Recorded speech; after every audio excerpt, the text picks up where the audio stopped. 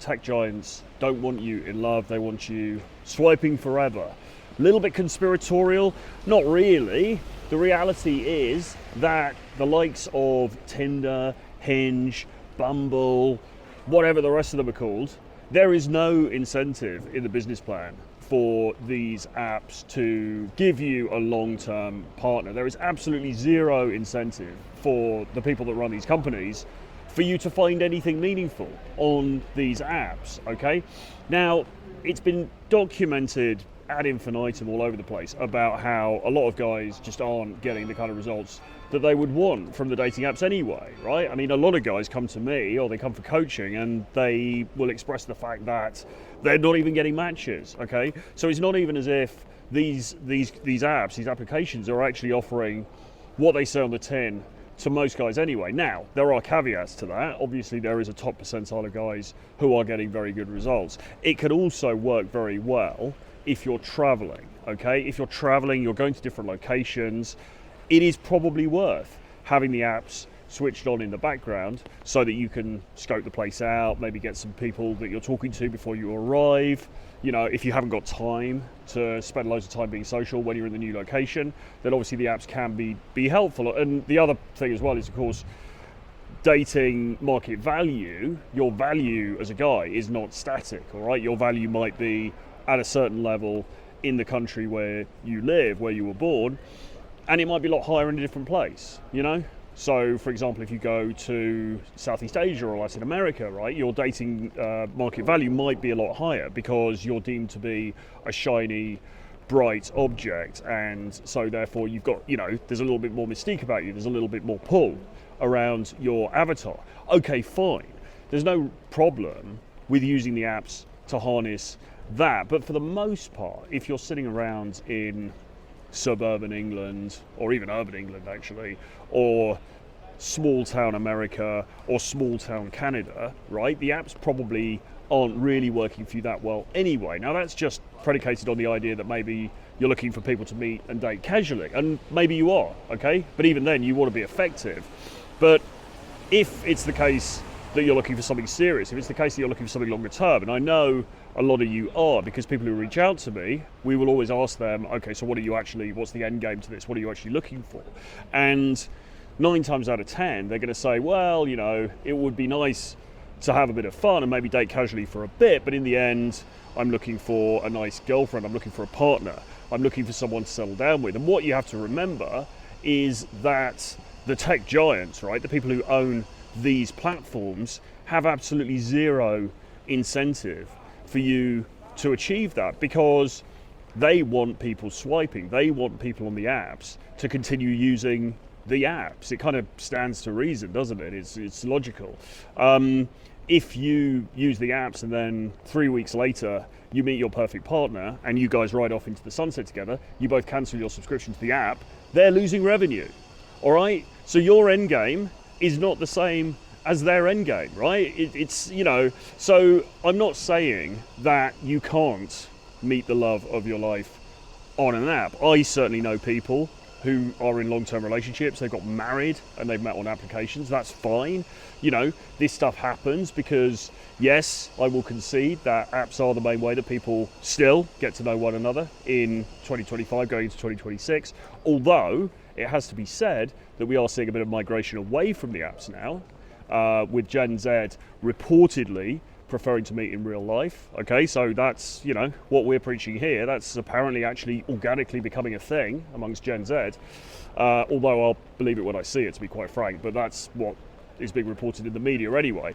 But for the most part, you know, apps have over the last decade or so become the predominant way that people meet. So yeah, for sure, it is working to some extent for some people, in the same way that, you know, if you throw a dice and you bet on the number that's going to come up, you might get it right. You know, if you bet on a roulette wheel, you might get it right, okay? I mean, these things are not impossible, it's just that they are antithetical to the founding principle of the applications. And the founding principle of the applications is what?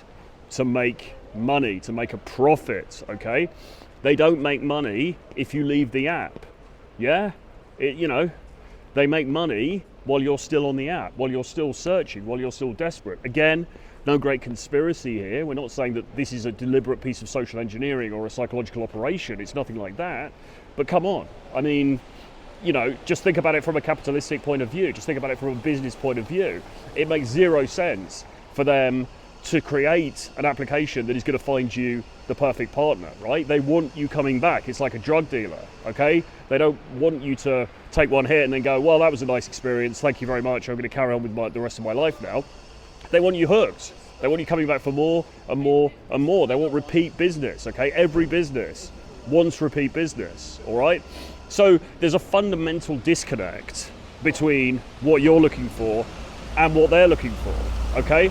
And it's something to be mindful of. I mean, again, it's not to say that you can't luck out and meet somebody that you want to go long term with and it works out for you guys. But I'm just saying that that's not the aim of the people that build these apps. But anyway, as I said, even putting that to one side, are the apps working well for you? Now, there will be people in the comments who pop up and say, yeah, no, I don't know what you're talking about, man. The apps are working great for me. You know, I meet loads of people off them. Well, if that's the case, don't bother commenting. That's fine. That's great. You're, you know, having a good experience. Brilliant. Good for you. But a lot of guys aren't, okay? A lot of guys aren't. And we know that anecdotally because of people that approach me. We know that because of what we read in the media. We know that because of what we read online, okay? If you go to Reddit, which is, I know, you know, a dumpster fire, but nevertheless, if you go to Reddit, you'll see just countless accounts of guys who are just not getting the kind of action that they would like to get using the dating apps, okay? So this isn't just some made up thing, this is just the reality on the ground for a lot of people in specific areas, admittedly. You know, we're talking about in the West, we're talking about Western cities, the Anglosphere, etc., etc. So even if you put aside the fact that, okay, my desire to meet a long-term partner is antithetical to the reason that this app was designed and the business model of this app, even if you put that to one side or you reject that notion, which would be silly, but if you do, you still have to be honest with yourself about how well this experience is working for you, okay? As I said, if it is working for you and you're happy, that's great. You don't need to comment, you don't need to complain, that's fine. You're sorted, you're in a good position, brilliant. But, as I said, the truth is that a lot of people, that's not their experience. A lot of guys, that's not their experience, okay? So if it's the case that you've been sitting on the apps and nothing's really happening and you get one match every couple of months and, you know, she ghosts, and then maybe every 6 months you get a date and then she doesn't turn up, or she does turn up and it doesn't go well, and, you know, you go home and then you get the inevitable text the next day saying, oh, you know, it was really lovely to meet you, but I didn't feel the chemistry. All of that nonsense, okay? If that's happening for you, and it's been happening for you consistently over a period of time, then you have to broaden your horizons, okay? You have to think outside of the box, okay? And you have to do something different. Because what is the definition of insanity? The definition of insanity is repeating the same actions time and time again, expecting different results. So there's a lot of people on social media, there's a lot of people on X who are complaining about dating apps, all right? There's a lot of guys on there who are complaining about apps, but also about dating culture, all right? And admittedly, this channel is fuel to the fire because we talk a lot about dating culture here. But there's a lot of guys who just are stuck in the complaining phase. You know, they're sitting on social media, they're complaining, oh, women's standards are too high, I can't get a date, oh, you know, what's wrong with modern society? It's because of this, it's because of that, it's because of these people over here, it's because of those people over there. It's all a load of nonsense, okay? The people who are complaining haven't done the work. They haven't put the requisite effort in to change their circumstances, all right? And who is responsible for your life? Is it this group of people here? Is it the government? Is it women? Is it other men? No. The person who's responsible for your life and the success or not thereof is you. Because nobody else cares. All right? Like, nobody else gives a damn. Okay? They just don't. They really, really don't. You know? It's a sad fact, but it's true. Nobody else cares. All right? And the brutal reality is that you can live and die, and most people aren't going to give a shit. Okay? Maybe your family, right? Your mother. Fine. Apart from that, nobody gives a shit. Okay? And people talk about legacy and they talk about, you know, oh, I want to make a difference. I want to leave an imprint on the world. Most people are going to have forgotten you by tomorrow. next week, whatever, when the funeral's finished. You know, it's just how it is, right? So we have to rely on ourselves. We have to become radically self-sufficient. And there's a narrative here, there's a story that is being told, that is unfolding, and that story is your life, okay? And the time is going to elapse regardless of what you do, all right? The minutes are going to pass, the hours are going to pass, the weeks, the months, the years, okay? Regardless of what you do. So you get a choice, okay? You get a choice. You could either do nothing and complain and be on X and be one of those guys who's moaning about, oh, it's so difficult, what about these women, blah, blah, blah. Or you can think, well, you know what, this is the game. I see the game clearly now. I see the board laid out before me. It's not particularly in my favour, but I also see what needs to be done in order to get better results in the game. So I'm going to do those things, okay? So what are the things? Well, for a start, you know, we all know the standards that women have, okay? We all know the kinds of things that women look for. And you might as well try to ace it in all of those different categories. Now, I would argue that the most important category is social skill. Because contrary to what a lot of people would say, and I don't want to get into the whole black pill looks maxing thing now, but contrary to what a lot of people say, it isn't actually just about looks. Looks is a big component for sure, but it's not just about that, because there are plenty of guys who are, in inverted commas, good looking, who are not getting a lot of positive feedback, let's say, in the marketplace. It's just the fact. There's a lot of guys who are wealthy who are not getting a lot of positive feedback in the marketplace. There are a lot of guys who are jacked who are not getting a lot of positive feedback, okay? So all of these attributes, yes, they are valuable, and yes, they are components of an attractive man, but in themselves, they don't add up to a hill of beans, okay? You need to be working on all of the areas, okay? So looks, do you want to do something about your looks? Well, yeah, absolutely. I mean, I wouldn't recommend, as Clavicular talks about, taking meth and hitting yourself in the face with a hammer. Wouldn't recommend it, personally. But are there other things that you could do? Well, yeah, probably. You know, bit of Botox, dye your hair, get your hair sorted out, get a hair transplant if you're going a little bit thin on top. You know, there are definitely things you can do, and I would encourage that. Absolutely, right? We live in a very shallow, surface-driven world, okay? So why not try to ace it on that level? Equally, are you going to the gym? Are you working out? I mean, look, since male self-improvement advice began, what's everybody banged on about ad infinitum? Lifting, yeah, just lift, bro. Are you lifting? You know, are you? Maybe you are. If so, great. But if you're not, you might want to think about it, okay? Because as much as we're all bored of these roided up buffoons banging on at us all the time about having to lift and getting up at 4 a.m. and going to the gym and crushing it and all that nonsense, the reality is that physique does matter, okay? Because physique, I mean, all of this stuff, what are we trying to indicate here? We're trying to indicate fitness, okay?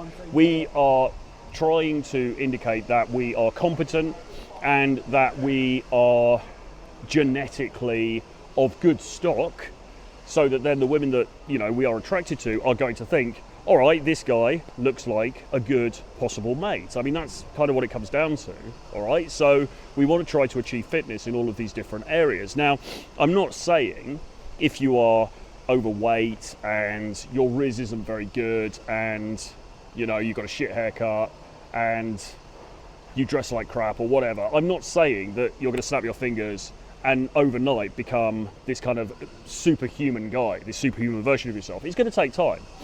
But that's okay. That's okay. You've just got to start working towards the things.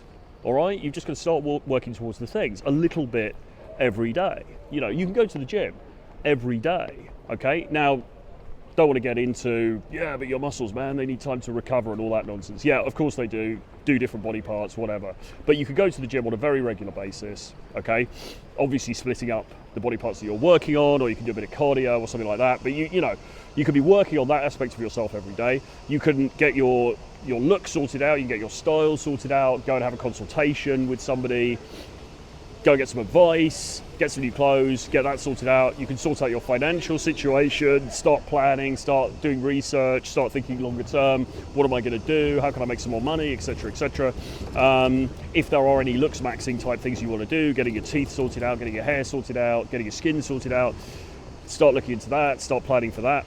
Loads and loads of stuff you can do. You want to be working on all of them all the time.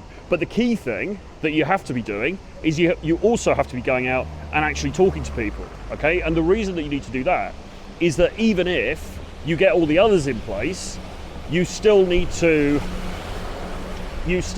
break the social barrier with the people that you're attracted to, okay? You still need to go and have conversations.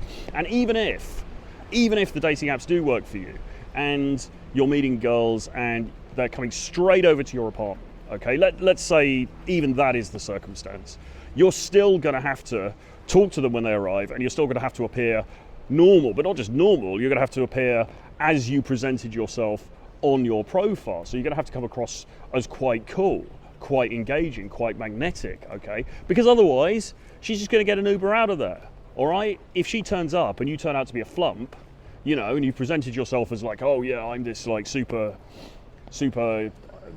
blue check kind of dude, you know, this top CEO kind of alpha dude, and then she turns up and you're a buffoon, it's not going to play very well, okay? So again, we can't escape the role that social skills play in our lives. Even if you are managing to make it so that you're going for the easiest possible low-hanging fruit situation, I'm not saying the women, the situation, you still need to show some sort of panache in that scenario, okay?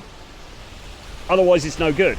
So you have to, this is if you've got a problem with this stuff. If you haven't, welcome to the channel, but this probably isn't for you. But if you have got an issue with this stuff and you want to improve, and again, if you don't want to improve, welcome to the channel, but this isn't really for you. If you do want to improve, then you need to be working on this stuff. But the key thing that you need to work on really is the social skills, is the ability to talk to people in an engaging, magnetic way. So you're drawing people into you, okay? You're drawing them towards you. There's something fascinating about you. There's something about you that they can't quite put their finger on, but it's beguiling and enchanting, and they want to learn more, and they want to spend time with you, and they want to unravel you and discover the pearl in the center, you know, discover the secrets that you conceal under the carapace of your magnificent being. Are you doing that or not? Or are you a bit of a boring chode who rocks up and starts talking about his 401k and his very good job in management consultancy, which is soon going to disappear because of AI? You know?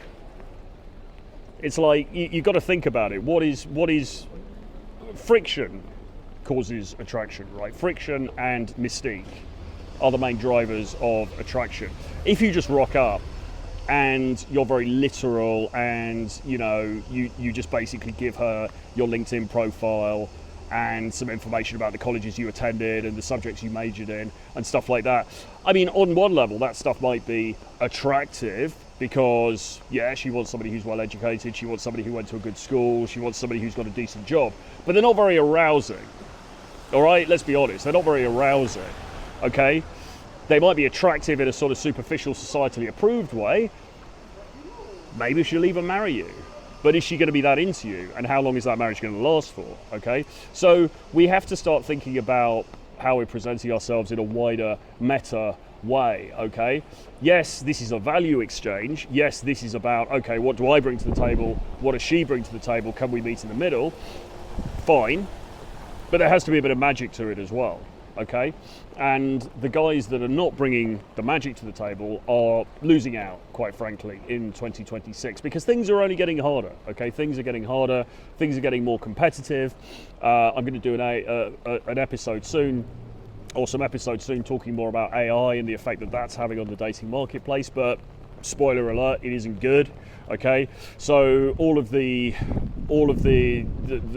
plot lines that we've been seeing as far as dating being a dumpster fire are concerned are just going to intensify and get more malignant as time goes on, okay? Now, it's not a death sentence, all right? It doesn't mean that you're going to die alone. It doesn't mean that there's no hope for you. There absolutely is. but you've got to be mindful of this stuff, and you've got to do the right things as far as mitigating the problem is concerned. And that's where I come in, because my course Approach Accelerator is open now for new entrants. It's a course that I teach with James Tusk and Les Ganso. We've got about 6 slots left, I think, now. We start on the 14th of February. There's a link below, so click on the link and you'll find some more information. You can apply, or you can drop me an email, troy@realtroyfrancis.com. Just put the word course in the subject line, give me your WhatsApp details, we can arrange a call, okay? And the other thing is we've got a live training event in Rio de Janeiro from the 13th to the 21st of February 2026. It's a live boot camp, Rio Carnival. It's going to be crazy, it's going to be insane. Again, email me, troy@realtroyfrancis.com, put your WhatsApp details in there and we can have a chat about logistics on that. And subscribe to the channels if you haven't already. Give me a like, give me a comment, and I'll speak to you guys again very soon. Bye-bye.